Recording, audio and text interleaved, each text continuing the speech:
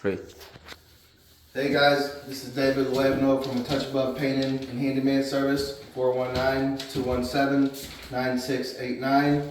We serve Huron County and surrounding areas, but today I wanted to make a video for my fan base, homeowner or DIY or anybody that wants to save money by painting their own house. So I'm going to show you guys how to paint the side of this trim on this door. And the reason that I want to show the trim on this door is because to me it's one of the harder things to paint without tape. You can do it with or without tape, but if you can do it without tape, it's quicker. You have your benefit to both, but I'm going to show you guys how to do it today without tape. And I'm going to show you what I'm using here. So what I'm using here, I'm using a Worcester. This is a Worcester 3-inch brush. I recommend if you're just starting to learn how to cut out, use a 2-inch brush. Because a 2-inch brush, you're going to have less paint. You're going to be able to control it more until you really get learn it good. Then you can use a 3-inch brush. But this holds more paint. So I'm going to show you guys, I'm going to explain to you guys what it is that I'm doing and how you could paint these without tape. So what you guys want to do first is you dip your paint. When you dip your paint, you only want to dip it about that much, guys. Take it and you'll want to hit this on that brush like that. The reason you're hitting on that brush like that is because you're causing the paint to go inside of the bristles instead of staying outside the bristles. You want the inside, especially when you do this. So you come over here. If you see this area, I'm gonna go from here down. So when you guys do this, you don't want to go right to your own paint because you're gonna have a lot of paint on there. It's gonna have nowhere to go. So what you want to do first when you do this, guys, you want to be away from this. And I'm gonna say, I don't know, 2 inches, just a number, but whatever you guys are comfortable with. So you're gonna go away from it, and there's two ways of doing it. So you could either dab it. So you go like this. You'll dab you see how I dab my excess paint off there? So that's my excess paint. So you want to dab it on the wall. So once you dab it on the wall, then you can jump right in to where you gotta go. See, I'm still dabbing. I'm just getting a feel for how much paint I got on my brush. So once you do that, you'll come, get this view here, Giovanni, from that angle. You'll come and you'll go straight down. You want to go straight down with one continuous line because if you run one continuous line, you're going to be straighter and you're going to be able to control this better. Your line's going to be straighter if you go all the way down. So if you guys see, guys, so I've gotten pretty close to half of this done with one stroke. So as you can see why it's beneficial to be able to cut in without tape and to learn how to do the proper way. So I've cut this about 2 feet. So then what you do, guys, is once you cut that in, you'll come on the side of this and you'll blend the side in. And the reason that you're blending the side in is because you're actually taking paint off of this brush because you got to come back into this piece. See, I've taken the paint off this brush and you got to, this is called fingering. So you'll come here and you'll take a brush at this angle now. Not like this no more, but like this. And you'll come, and what you'll do is you'll drag that paint.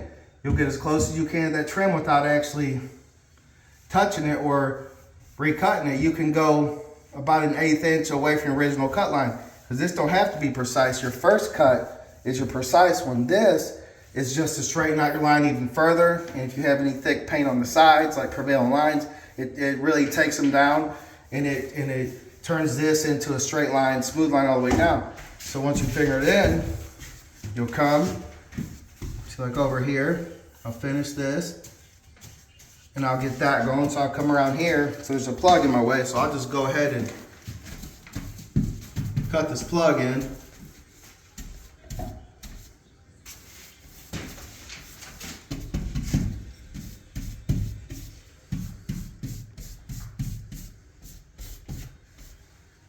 There's just a little space there, right there, guys. So I'm only put a little bit of paint. I'm not gonna go with the full brush there. Because if I do, I'm gonna make a mess. I'll dab it. I'll come over here and I'll draw my line down. And you see I had just enough paint to take care of that small area. And that's just me knowing how much paint to put on that brush. I guess that just comes with time.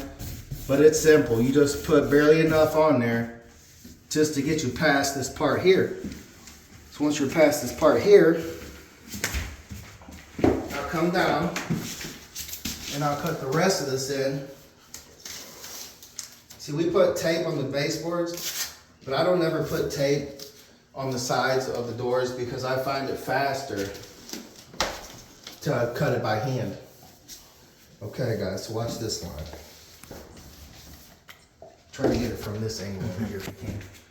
So, same thing, I come, I'll dab it. See all that excess paint there? I don't want it to go straight in.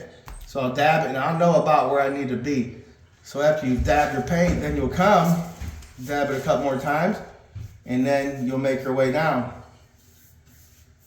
So as you can see here, guys, I'm making my way down this line, creating this line while I'm at it. And I've stretched this out till there wasn't barely any more paint on my brush. So again, another 2-foot cut. So, but this time, look, check this trick out. There's still some paint on there, but not enough really to want to. So that original paint that was there, look guys, I'll come and I'll actually steal it. I'll take that paint there, I'll steal it. And once I took it, it's back on my brush now, and I'll use that very same paint to cut my bottom in. So then once you cut your bottom in, that same paint, you'll come, you'll blend your side out, because you want nice blended lines, especially on a doorway. You'll see them thick prevailing lines all day on the doorway, and that's not what we're looking for. We're looking for nice, subtle lines. And how you achieve them again, guys, is by fingering it. Not only by that, you're going all the way down. And maybe some of them lines when you were drawing your first initial line, maybe you got a little squiggly on it. What this does, it feathers that out. You see I went down and collected that paint, but I came on the wall and I took the paint off because when I go back in it, I'm trying to collect the excess paint. So I'll come, I'll finger that in, straighten my lines up, collect the excess paint while I'm at it, and then take the paint off on this wall, because this wall is your canvas here, guys. You can use this wall to take off your excess paint like I'm doing here. So I took my excess paint and I put it over here. Just the thing is, when you put it on this wall, you don't want to put it on thick. When you put it on, you want to put it on and blend this out. Because if not, you put it too thick, and if it dries that way, then you're going to see it. It's going to look like a mess. So you want to put it on. If you do put it on thin and blend it out. So here I'm at the corner. So I'm at the corner and I took my brush and I cleaned it of paint. And the reason I cleaned it of paint, as you can see here, there's my little corner there. So I didn't get in my little corner. So with this brush, with basically no paint in there, you'll take this brush and you'll push this. You'll poke. I call this poke. So you'll poke your corner in on one angle. You'll take it, you'll turn it, and you'll poke your corner in at another angle. So you can see here,